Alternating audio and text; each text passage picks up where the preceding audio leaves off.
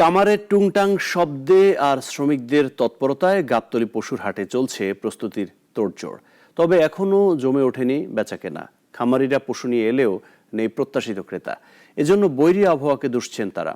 আরও জানাচ্ছেন জিহাদুল ইসলাম।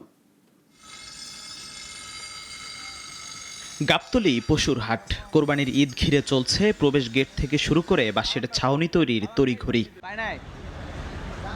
পশুর হাটের কামারশালায় টুংটাং শব্দে মুখর। মাসখানেক আগে থেকেই অবশ্য ব্যস্ততা বেড়েছে তাদের।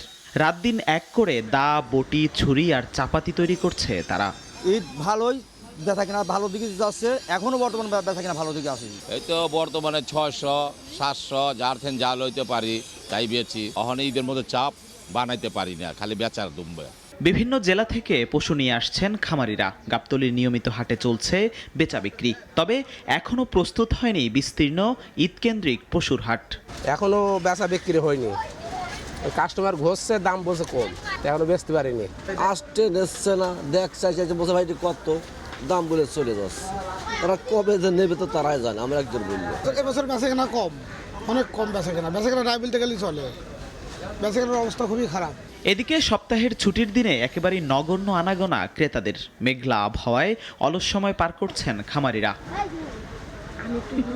রাজধানীর হাটগুলোতে উপজেলা শহরের তুলনায় কিছুটা বেশি দাম হাঁকা হচ্ছে।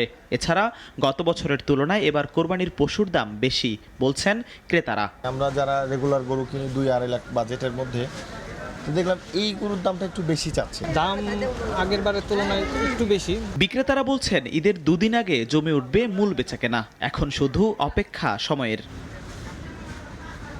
জিহাদুল ইসলাম, নাগরিক, ঢাকা। ওয়ালটন আবারও মিলিনিয়ার অফারে ওয়ালটন ফ্রিজ কিনে আপনিও হয়ে যেতে পারেন মিলিয়নিয়ার।